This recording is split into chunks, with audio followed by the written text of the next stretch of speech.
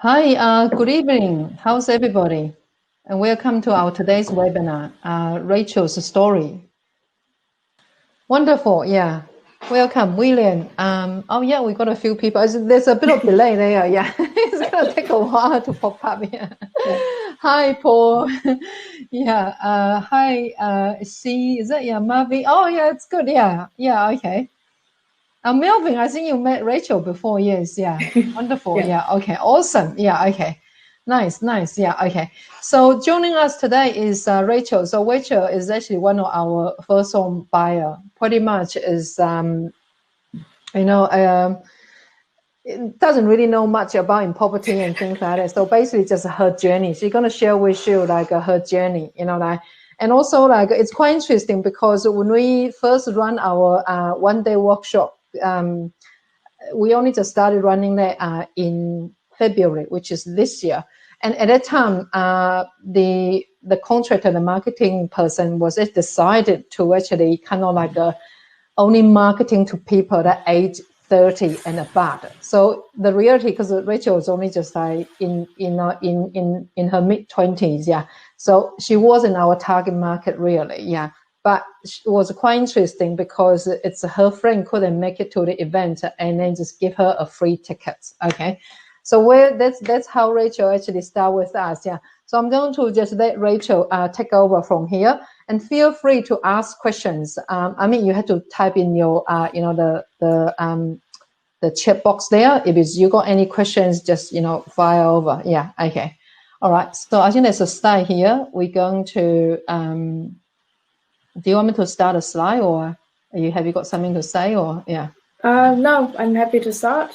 Okay, here you are. Right, great. Hey everybody, I am Rachel. Yeah, thanks Lucia for the introduction. She is right. I am definitely a first home buyer, and I don't really know much at all before joining her course this year. So yeah, I sort of made my slides based on how it went in terms of the timeline. It didn't take long, but I guess I'll be able to tell you what I learned along the way as well. Yeah. Okay. Righty. So yeah, about me, I didn't have any background in property, building, finance, or anything like that. I think a lot of Lucia students have maybe had at least some exposure to that in the past, but I just went in with nothing, so it was completely new. My dad is fairly knowledgeable because he's interested in property investment and has done a little bit of that throughout the years as I've grown up. So he shared a little bit, and we did go to some open homes towards the end of last year and at the beginning of this year. But he is very busy with work, and I think in terms of how new everything was for me, I needed quite hands-on support. So having a property investment mentor was definitely what I was looking for. And also at that time, I was also quite eager to just move out of the family home. So I thought I was looking for a home and income. And it was just a very different plan at that time. Yeah, and then around February, my friend invited me to this free open day with Lucia. I think the main thing that got me was that it was free. But I went along. My friend ended up, I think she might have been sick, or she might have had other commitments that day. So I ended up going by myself because I did want to buy a house. And I at least wanted to just try it out and see if Lucia might be able to help me. So I went along. It was meant to be a full-on day, I think like 8 hours of introduction to her course. At the beginning of the day, I guess I was pretty skeptical. And that was probably more just because I didn't know what I was getting into. And then I listened. It was quite interactive as well. Like she'd get you to work on some calculations as she wrote it up on the board and told you what the equations should be. And yeah, I think by the end of the day, I was definitely convinced. And a big part of that was probably being able to see some of her other students come in, like physically come in and provide testimonials, as well as having those same students record video testimonies on her website, and just reading about them. So it was all providing a very, I guess, trustworthy picture of what I was signing up for. So I did sign up at the end of that course, that free one-day course, and it was meant to be taking place at the end of March, so the 2-day course last weekend in March. But then, of course, there was COVID this year, so everything was put on hold for 7 months. I think Lucia was sending out these property investment email blasts every week. So with new listings, as well as advice in general, and also webinars throughout that time. Because I hadn't gone to the masterclass, I didn't think, it would be for me, because it might just be too intermediate in terms of the knowledge. But yeah, anyway, she rescheduled the masterclass for one in at the end of May. So I signed up for that, and yeah, then I took part in it.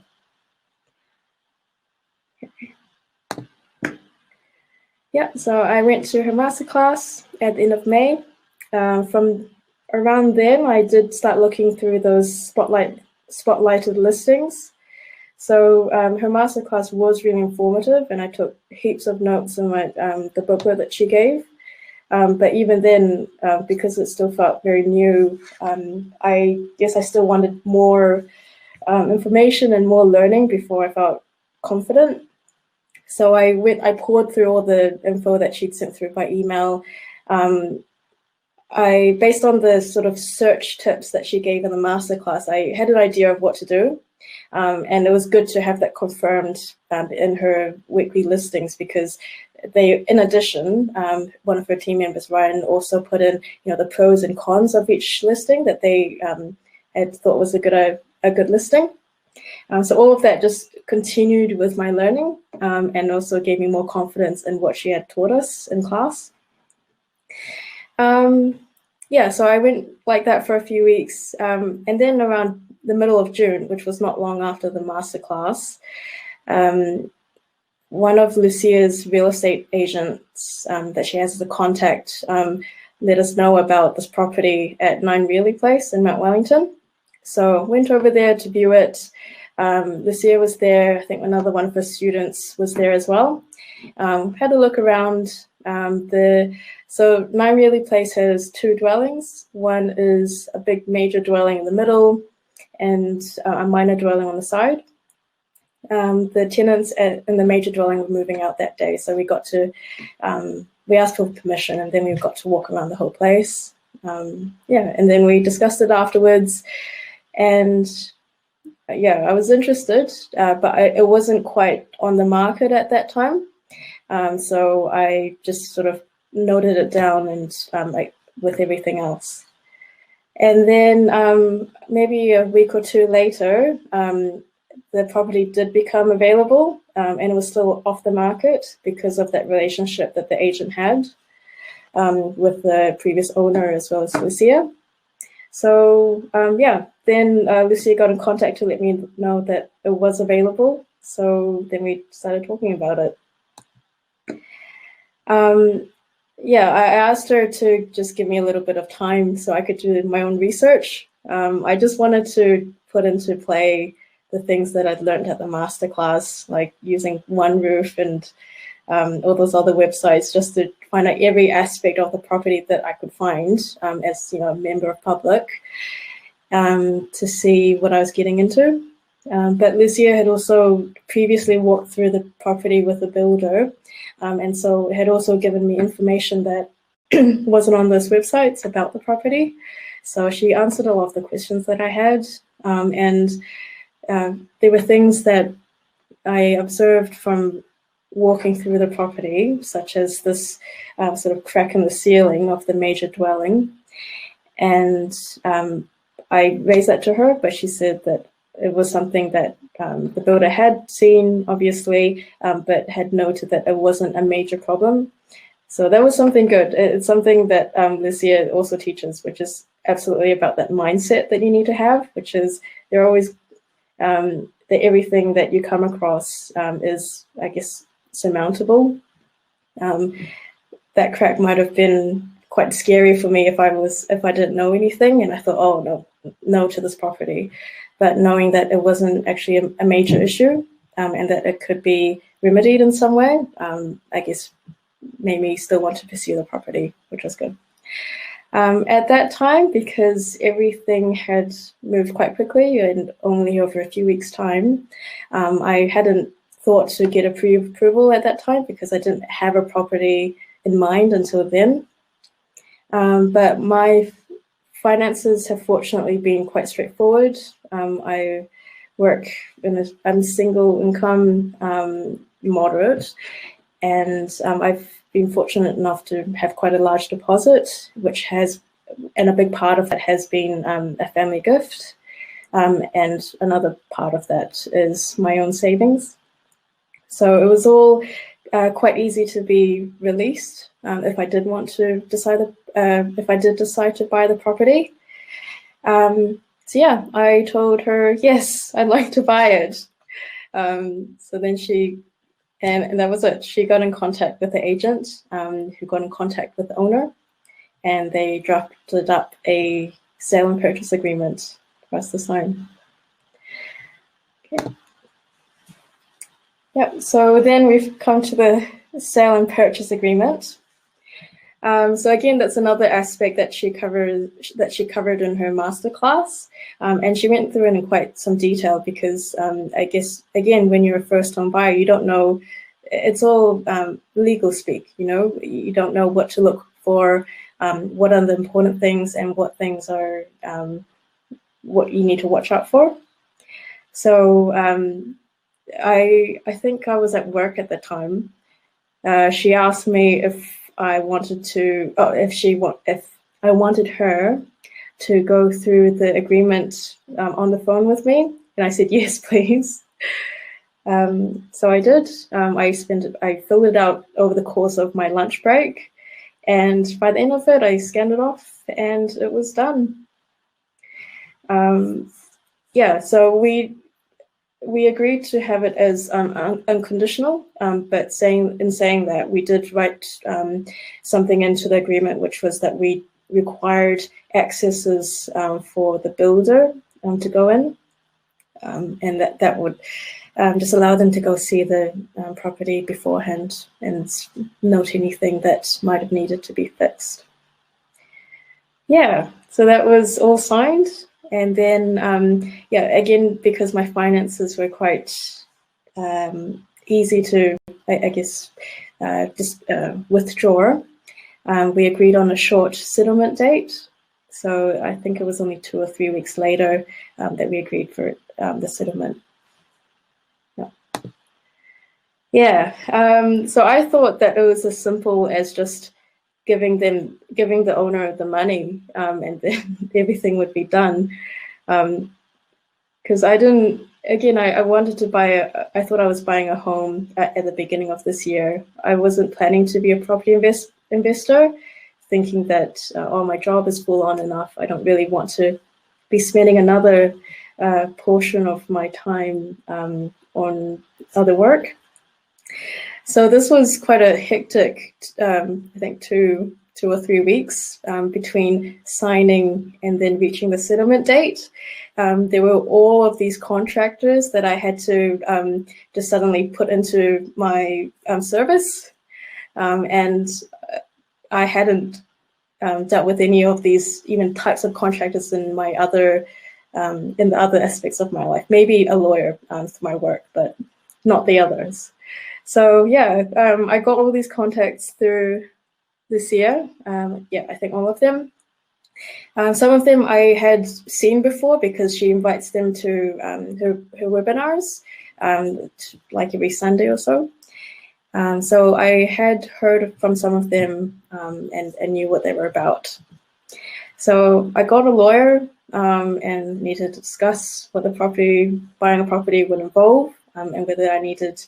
One thing I needed to discuss with them was whether to have look-through company, LTC, trust, family trust, or my own name, or if it was something else that I needed to do. I also talked to my new accountant about that as well. And I think the advice, from what I recall, the advice was a little different, but that's probably more about their own personal opinion. Yeah, that's fine. In the end, I think I tried to do both of them because the benefit of each were different, and I think one took longer to get set up and one took a shorter time. In the end, I didn't actually do either of them because there were quite a few more steps between them. But yeah, it was good practice to still, I guess, one, to learn about what each of those entities would mean, and then to know what it would entail to actually get those set up and to buy a property with them. So it's something I'll keep in mind for next time. I also needed to get a chattel valuer, and I didn't know what a chattel valuer was. I knew what chattel was, which I thought was good enough.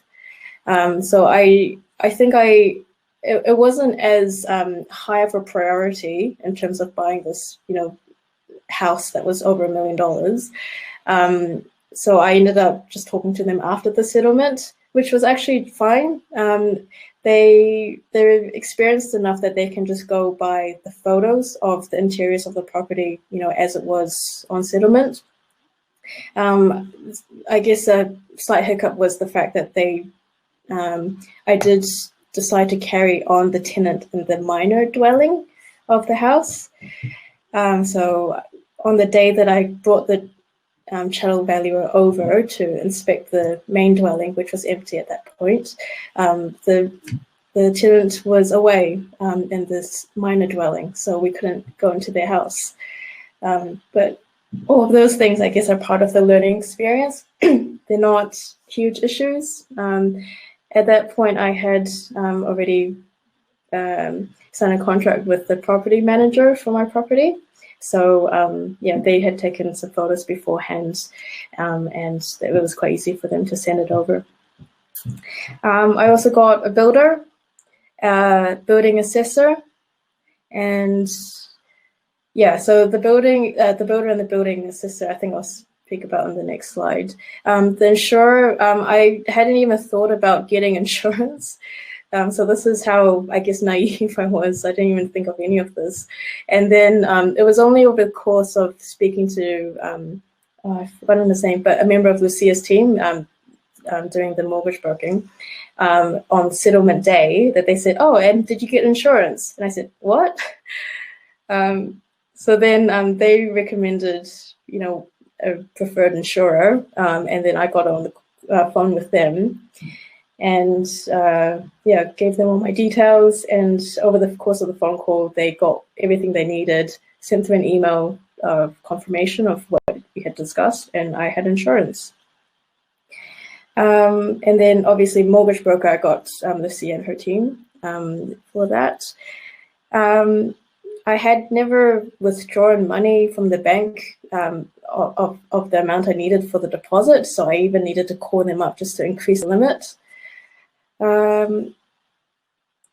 I needed to go for a final inspection. So that is something that you can do, and which I actually had allowed for when I signed the sale and purchase agreement. But because of the rush of all the other things, I'd forgotten to actually do it. And I was still working full-time at the time, and it was a busy time at work. So yeah, it would have been quite hard to schedule in. So I didn't end up doing it, but there weren't big problems anyway. I think there was just something, there was a little problem with the electrical points for maybe the minor dwelling, but that was only about $100 to fix. It wasn't much. Yeah, and then just arranging the keys to be handed over, which was easy enough. I did that with a real estate agent, picked it up. They gave me a bottle of wine and congratulations, which was nice. And yeah, that was That was it before settlement. That's the house from the outside. So this is the major dwelling, and the minor dwelling's just to the corner of it. Okay, so then we get to the plan for increasing the property value, which is very much what this year teaches in her classes. To start off, we did walk through the property before the settlement date. So that was, again, something we required in the sale and purchase agreement, that we would be allowed to access the property before then. So we did, the builder, the property manager, Lucia, and me. We discussed it, we looked through, and there was a plan made for the main dwelling to be renovated. So the plan was to convert the kitchen to the 4th bedroom. So the builder would be dismantling all of the kitchenware and putting a bedroom in that place. We would then put a kitchen into the, so there was a very large, I suppose, dining area or living room.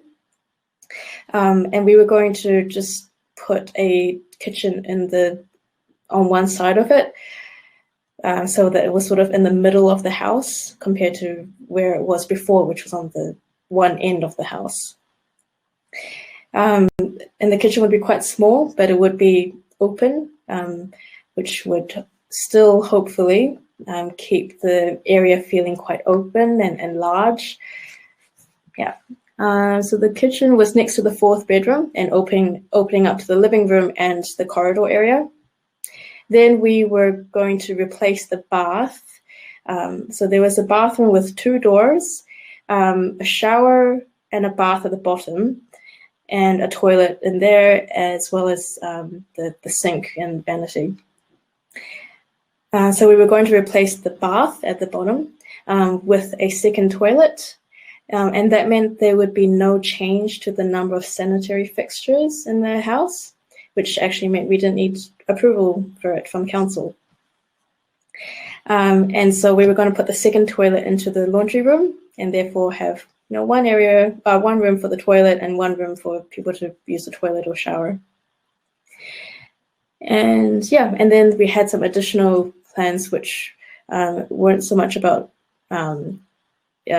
the big increase in property value, but were still either required or just improvements. So one was moving the hot water cylinder outside. So at the beginning, and you'll see it in some pictures I've got later, they had the hot water cylinder sort of enclosed inside the wall and hidden behind a panel which had the laundry's sink right in front of it. So there was no way that people could actually get inside to do anything with it. We were going to move that to a cylinder outside, which the builder had said was becoming more common these days, and also possibly replace it depending on how old and damaged it was, because we had learned that the water pressure was very low for the tenants earlier. So we might replace it for a newer and high pressure water cylinder. We were also going to replace the old and open to the air electrical board with a new sealed one. So if you just walked in the house, you could see, if you were tall enough, it would have been very dangerous for you to just put your hand or even head near the area. So we were just going to make sure that it was actually a safe electrical board for people to frequent. And then we wanted to replace the curtains. They were just very old, and I think they had some, old molds that had built up over the years from moisture. And then the roof and the gutter needed fixing, and as an additional offer, they'd be repainted as well. Let's see, so after settlement, we walked through the property again. And this time with the building assessor, so another contractor that I was introduced to from Lucia. and whose webinar I'd actually attended a bit earlier. So he confirmed that there was no building consent needed. We would only require a third-party safe and sanitary report to show that we were fixing a structural problem made by a previous owner. So that structural problem was what I had noticed when I first walked through, that crack in the ceiling. So it turns out that there had actually been a wall there, or a couple of walls around there, that was actually keeping the roof up. And one of the previous owners, not the one immediately before me, had the great idea to remove it. It opened up the living room area, but it did make the house quite unsafe. So we were going through the plan of putting the kitchen into the middle of the living room area. It would mean that we'd be putting back some walls, which would give the structure of the roof again and make it safe. And then we just need a third-party safe and sanitary report to show that the building work that we're going to do is done properly and that it's going to fix that structural problem. Okay, so photos. This is the laundry room. I don't know if you can see my cursor, but on the left photo, you've got the laundry's sink. This is where the water cylinder, and behind that was where the water cylinder used to be, hidden back there. And then in the new photo, you have the new toilet, the second toilet. Change to the flooring, and then obviously the cylinder has now been moved outside. And then I think we painted the walls as well, and the door.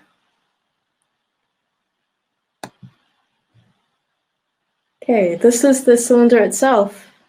Very, very damaged.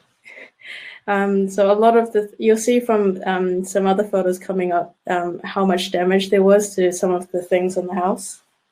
This was one of them. And then this is the new water cylinder. Outside, nice and clean, high pressure, and protected from elements as well.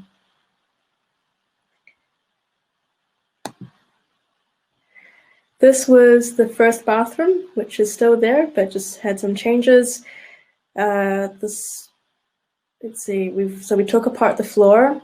The builder found that there was a lot of damage to the floor, which we didn't see when we inspected it at the beginning. But again, something that he could fix up. So he put in new floor. The toilet used to be there, then we moved it just slightly. The shower was in the same place. I think we replaced it to a nicer shower. And then a new vanity.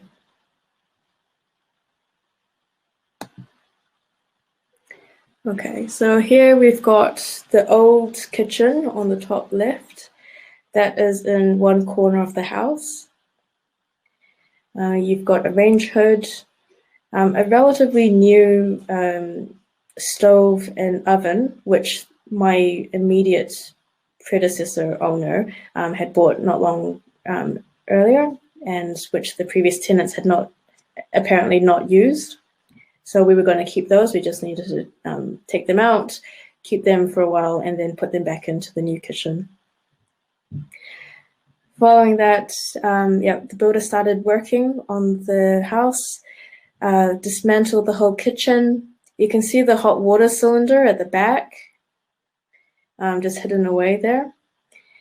This was the whole living room, which was a very large space and still is. This photo at the top in the middle is where you can see that was where the crack was. The builder, I don't know what they've done with it, but they just had to, I guess, open it up a little bit more so it's more visible, just so they could install the new frame, which is right below. So this is the start of what would be the new structure. Fourth bedroom at the back, kitchen here, and then living room at the front.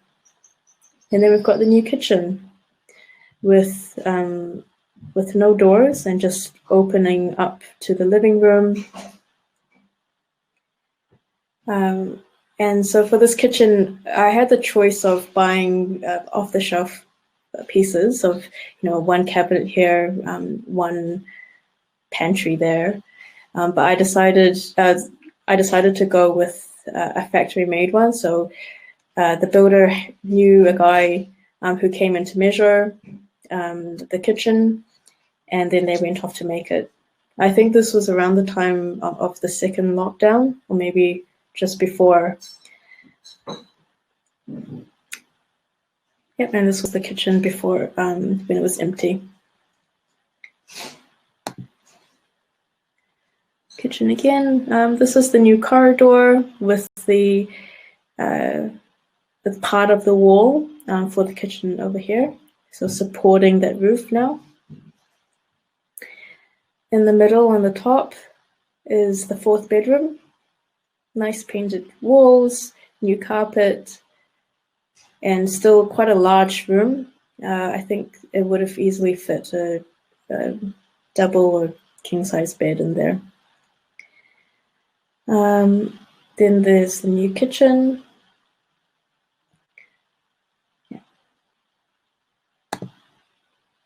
Okay, so after that, all the building work was done, and then we just needed to prepare for the new tenants. So I needed to go get a curtains person. My sister-in-law knows someone. She's actually a real estate agent, so yeah, she's got a good contact for that. Get them organized, get them to access the property, and yeah, and then choose the curtains and then install them as well. So then there was the drafts person who had to access the property. They were a contact of the building assessor, and that was just part of, drawing up the designs that we could submit to the council for the third-party safe and sanitary report. And then this I should have done before the building work was done, but again, I didn't do it, but it wasn't. It didn't turn out to be a big problem. So ideally, a few weeks before the building work is done, tell your property manager that it's almost done so that they can start advertising for tenants. But because all the contractors are in touch with each other and they're all part of the CS circle, they knew anyway that Rachel's property was done. So and yeah, I think they had already. I think the property manager had some tenants in mind anyway from the other properties they're looking after. So yeah, there's always a solution. Maybe clean up the property, but I think with the cleanup, the general cleanup that the builder did after they'd finished their work, it wasn't in a bad state, so it wasn't that necessary. Especially if I was getting, I guess, renters in. I think we also, so another thing that the builders needed to do was the roof fixing and the gutters, but it turns out that they would have needed to do some water blasting. And there was the Auckland water shortage at the time, so it wasn't something that they could do immediately. And then I needed to negotiate rent with my tenant in the minor dwelling. And I did that through the property manager because I don't like confrontation. Okay, so this is an overview of the costs. I needed to write this down in detail because that's how my mind works and I need to see it. So in terms of the building work that the builder did, converting the kitchen area to the 4th bedroom, putting in that new kitchen, replacing the bath with a second toilet, and installing that in the laundry room, replacing the hot water cylinder, and putting that outside. So all of that includes demolition, bathroom renovation, woodworking, interior painting, the outdoor water heater, garbage disposal. That was 19,500 plus GST, so labor and materials. I needed to fix the gutter and the roof and then repaint that. So that was all included.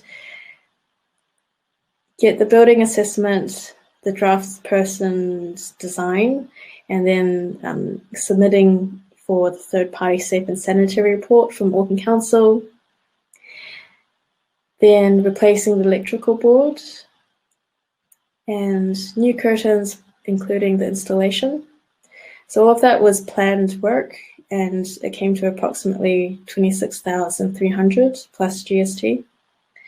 What I haven't included here are the costs of all the other contractors and services, because they might have taken a percentage of whatever money there was. So it's a bit hard to calculate, and yeah, I think it'll depend on what contractors you get. So unplanned, or at least not in the initial quotes, was the made-to-measure kitchen counter. So again, I had a choice between buying parts for the kitchen from an online store, or going into the retail store. But I decided to go for one that was made in the factory. So it cost a bit more, but it included installation as well. And I think it was worth it because it looked really great, and it didn't cost too much more. Electrical works, not including the electrical board, came to that much.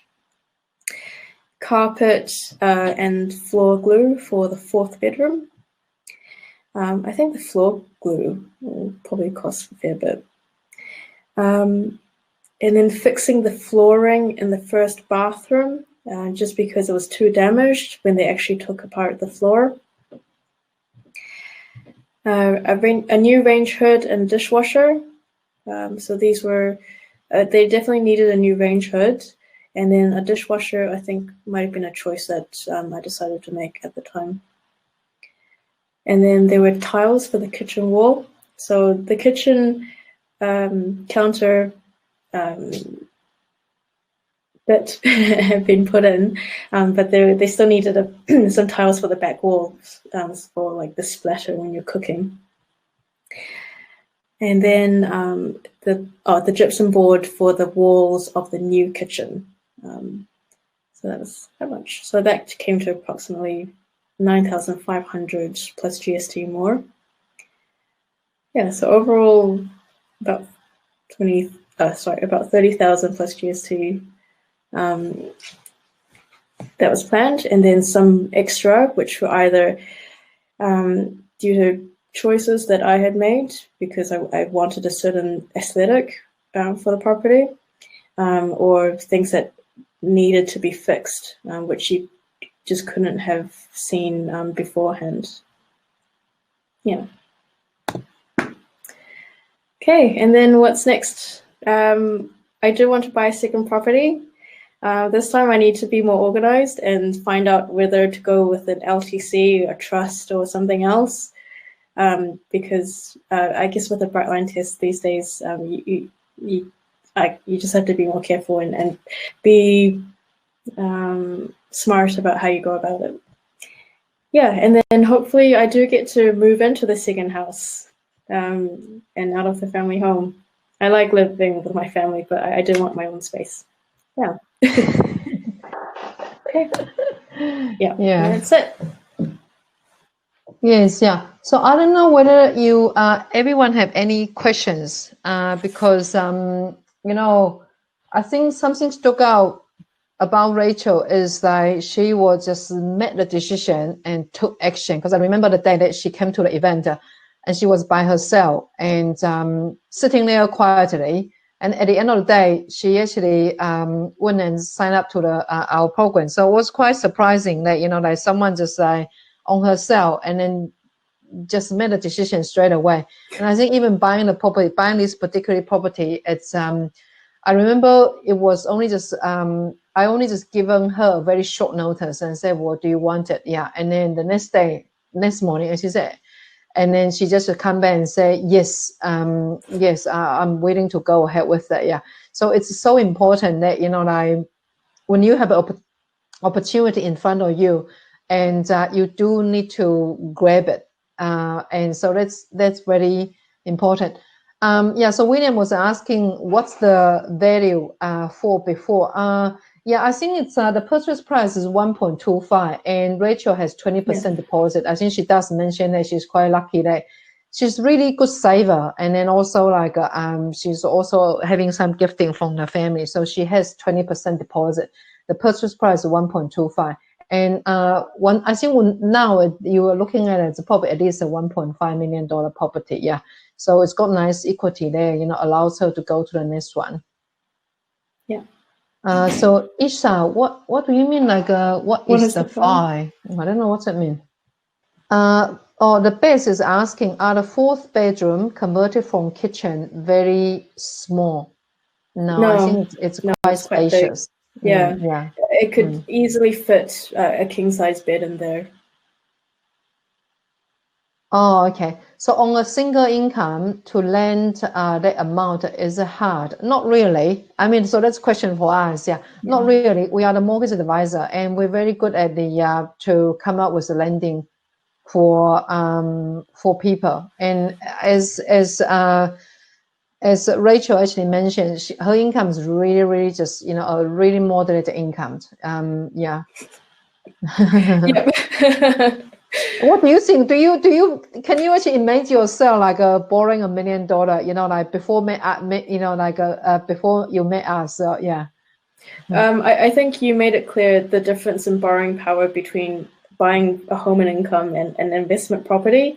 And I did want to buy a home and income at first, but after you said that, and then thinking about this as a journey and thinking, okay, if I'm a little patient, then I can get a home and income next time. Then I decided to go for the investment property.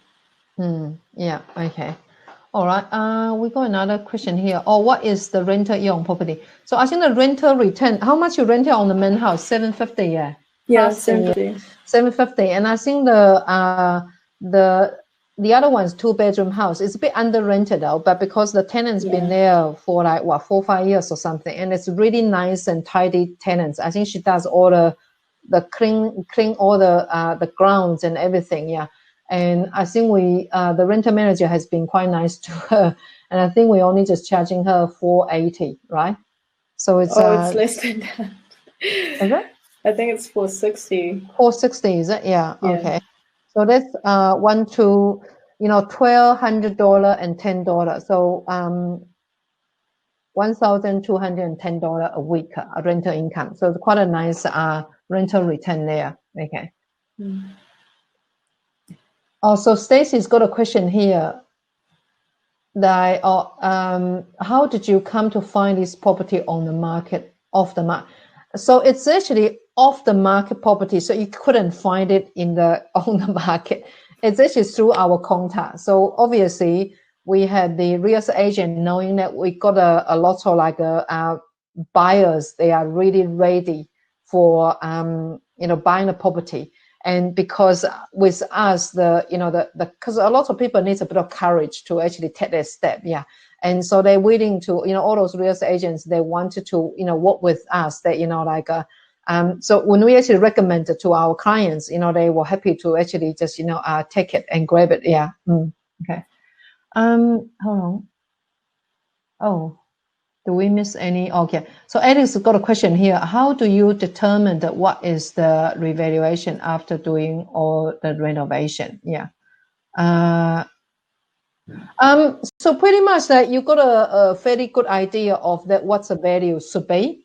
Because obviously we are in the market all the time, and even sometimes that because nowadays that you need to using a system that the bank actually require us to actually using the system to order the valuation. But even sometimes when we actually see the valuation came through, and if we believe that it's undervalued, that we got other other members their valuation to backing up our arguments. Yeah, so we can actually get the valuer to review it. Yeah, so we do actually have a very good idea of that. What's the value will be. Yeah. Also from Bess, yeah. So Rachel, this one is for you. Did Lucia help you to get the house, guiding you how to do Reno? Yes, absolutely. I mean, one, in terms of getting the house introducing. She had the contact with the real estate agent, so I could view the property and keep it in my list. To helping me, just actually walking me through step by step through the sale and purchase agreement. And then let's see, with the Reno, so with the walkthrough of the property, from Lucia's masterclass, you could get lots of ideas of how to improve, how to increase value for a property, and any one of them could probably be applicable. But again, it was about confidence for me at the time. I could have come up with the idea, I could have raised it to Lucia, but it was an idea that Lucia and the builder came up with together and came to me, and I was like, yeah, it sounds like exactly what you taught in our class, and it's going to work for this property, because I won't need any building consents for it. So I said, yeah, let's go for it. Yeah. So in terms of the like whether we to do the Reno, we just come up with the idea. So to do the Reno, let's builders join our job. Yeah. Okay. So we got really reliable like contact there. That we had different builders, they're doing different things. Like you have builders, they might just doing like those like a minor rentals. We have builder, they're doing like a more like a bigger, splitting the dwellings and things like that. So we have different, or like we have builder that do the development and new build. Yeah. So we have different contacts there. So I don't know whether you come to them. How much the mortgage repayment? How much? About 4,000. Oh, sorry, I'm including insurance and stuff. Yeah. Probably around 3,500, around there. Yeah, so pretty much it looks like you're kind of sitting on the cash flow positive. That means that at the end of the day you have to pay some tax. Yeah, which is good. Yeah, paying tax is good. I always encourage my customer to, the more tax you're paying, that means the more income that you have, and the bank is willing to give you more money, allows you to buy more houses. Yeah. Okay. Okay. So we got a question here from Stacy. So how long did the entire process take from the settlement day to completion, the Reno? What were your challenges, Rachel? We had the second lockdown while the builder was still working. It was probably me just delaying the process. The builder was ready to go from settlement date, I think maybe a week after settlement date. And there were just a few things like getting them access to the property, being actually available for them, because I work full-time between Monday and Friday. I think I'm not sure. I think it finished around August, late August, or early September. It's been a while now. So probably around 1 month, 1.5 months in total. And that's probably 2 months with a lockdown, and that did put a halt in things. So the builder could have kept working over that time, because they would have been isolated at the property. It was just the fact that they needed materials, and there are things you can't just buy online. Yeah. Okay. What were the challenges? Probably the whole thing. For me, I work full time. I have a lot of hobbies anyway, so I didn't want this. What Lucia recommends to everyone is to not be a property manager, because it's very time consuming. And so I was of the mindset I wanted to be quite hands off. And probably the biggest challenge was right before the settlement, and being sort of reminded every day of another thing that I needed to get done before the settlement. And I didn't get everything done, but I got the most important things done. And then the minor things, you can still catch up on after settlement. So probably just the timing. And yeah, otherwise I felt very supported throughout the process. Yeah, it's quite a short settlement. I think it's 3 weeks short settlement as well. Yeah. And I think the building work they can get it done much earlier, because when we look at it, was kind of 3 weeks job. Yeah. And it's because it's kind of like it was vacant. We had to wait for the assets and things like that. Okay, so we got a question from Paul here. Yeah. So hi Rachel, great work. What is your next steps? Yeah. Are you looking for another property now? I should probably get on it. I think it was just quite time consuming. My work is actually less busy these days, so I could probably get onto it. I thought I'd enjoy myself for a little bit, but the next step would definitely be to talk to my accountant and find out what entity I should actually be getting my second property from. And then after that, I can talk to Lucia about, I guess, how much equity would actually be involved and what range of, the value of the property I can actually buy next. Yeah, so step by step. Certainly. Rachael, actually, being honest, is quite a laid-back person. It's not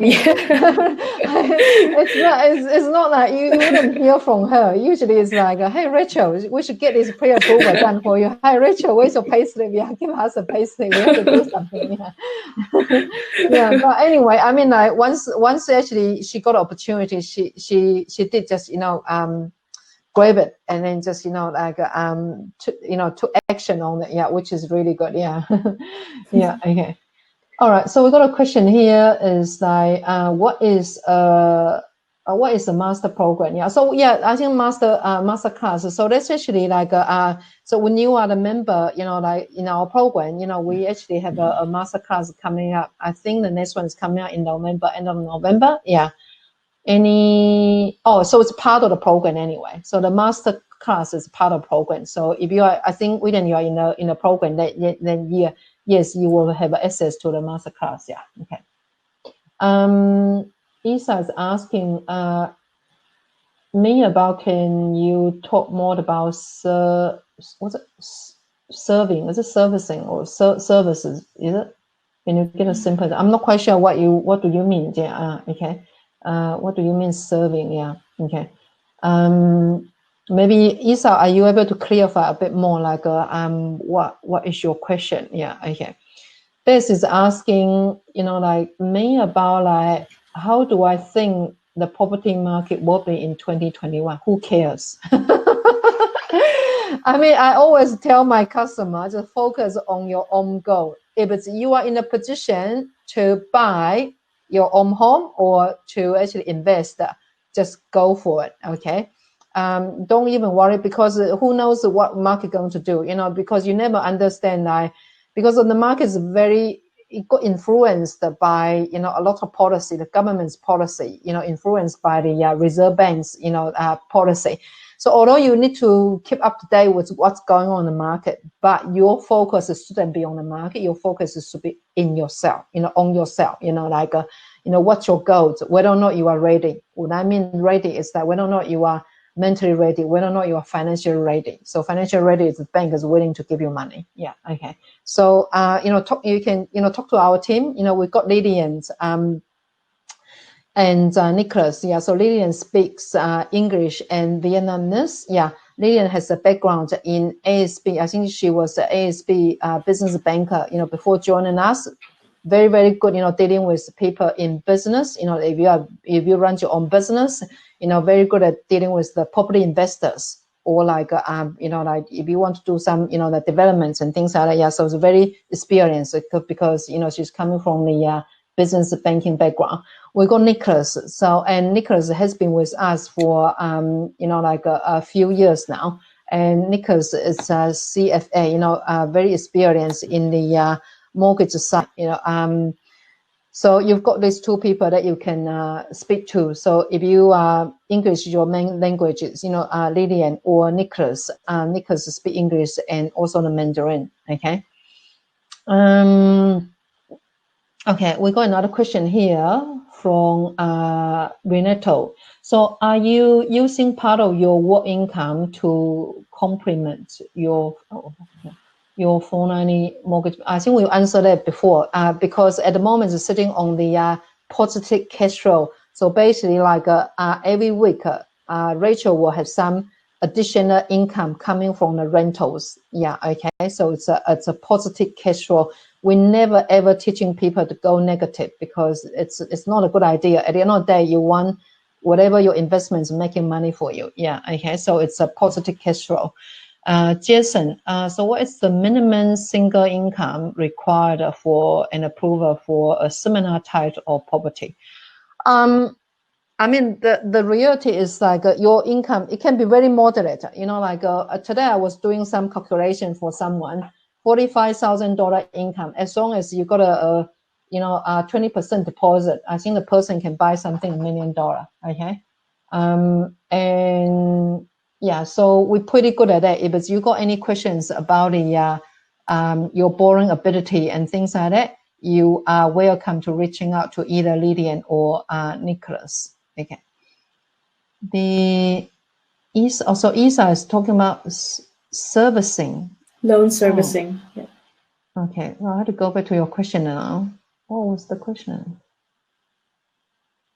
Oh, talk about a servicing. Yeah, okay. So servicing is it's basically like how the bank calculates how much that you can borrow. Okay, so sorry, I'm using this jargon. Yeah, so basically, it's, the bank, they will calculate how much that you can borrow. So this is based on your income and also based on your deposit. And the bank, they're using the because although now the interest rate is really low and 2.39% or something, fixed rate, 2.39%. So, but they had to using a higher rate to test it, to see that you can still able to pay the mortgage. So when I say servicing, it's kind of like a pay the mortgage. Yeah. Okay.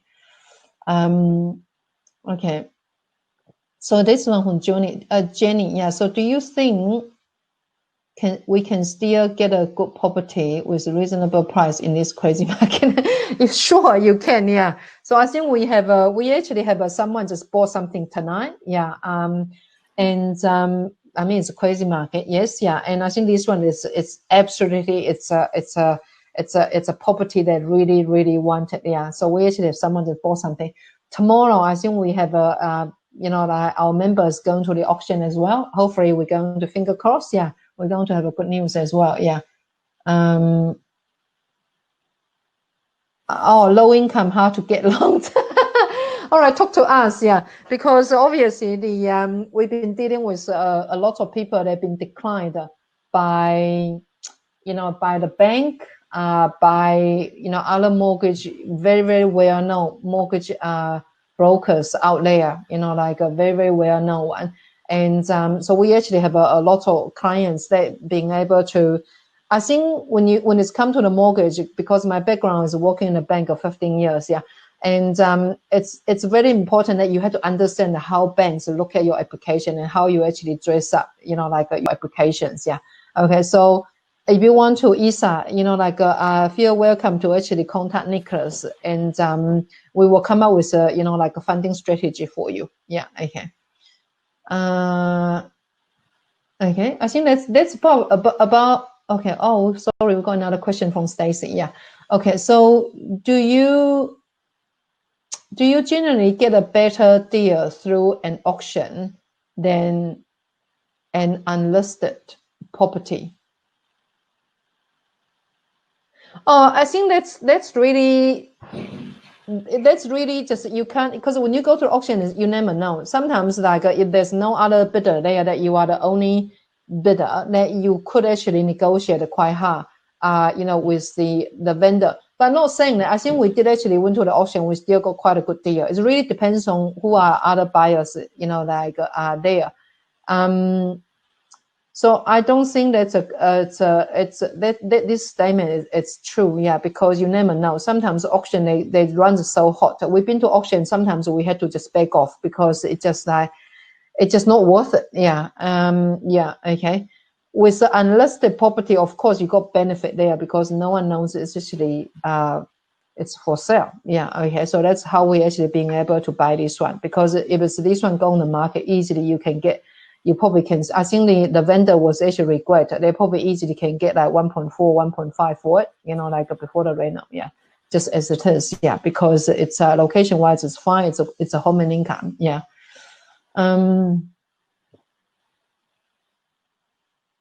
So could you please describe what type of house and housing price that would give us positive cash flow? Oh, okay. Yeah. Because like this one's a home and income, so and then you just do a bit of improvement. It's a positive cash flow. Yeah, there are lots of things that we've been doing. Like through a renovation, through some development, maybe just small scale development. So if you want to know more about it, I'm actually running an online workshop, which is coming up on the 7th of November. Oh, sorry, it hasn't got a date here, but it's on the 7th of November, which is next Saturday, next week or Saturday. And this one is how to buy or invest in Auckland property. And we will talk about it. Yeah. So basically, we are very focused. We're not buying apartments. We're not buying units. We're not buying new builds. Yeah. And we are not buying outside of Central Auckland. Yeah. So we actually very, very focused buying Central Auckland houses. Yeah. And because, we are the mortgage advisor, we are able to come up with the money for you. And that's actually a huge difference compared to a lot of, programs out there.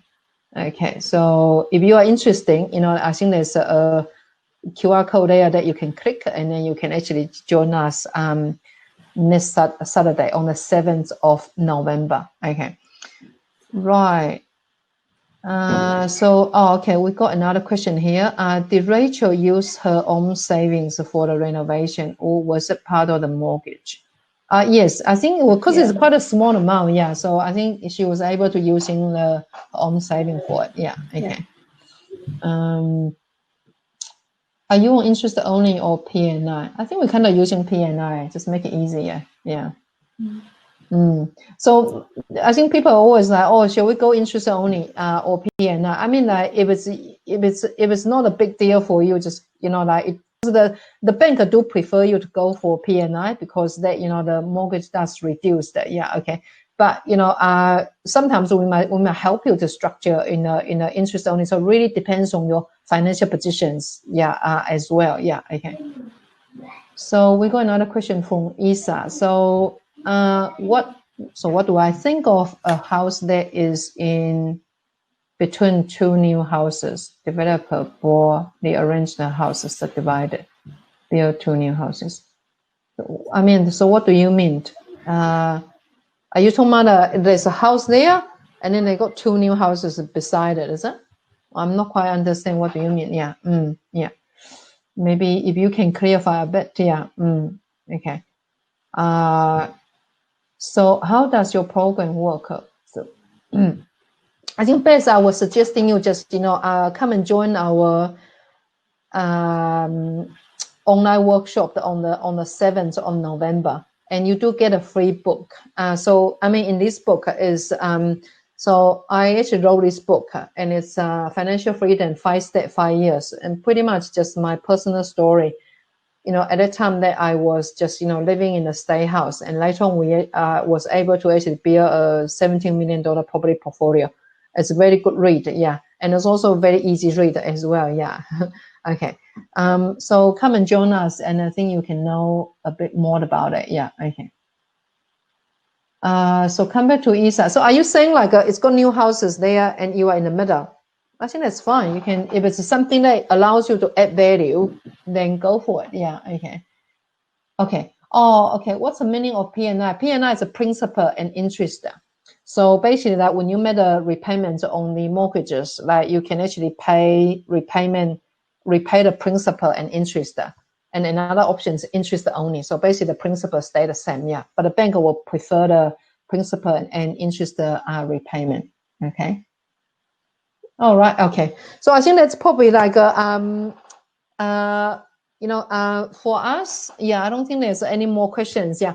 But do feel free to actually reaching out to us. If it's you got any, you want to find out how much you can borrow and things like that. We got Lily and Nicholas that you can contact them. Also, I highly recommend you to actually come to the workshop that Rachel actually attended back into February. Yeah. Okay. So I hope to see you there. Okay. And thank you, everybody. Yeah. All right. Yeah. See ya. Thank you. And bye. Yeah. Have a nice evening.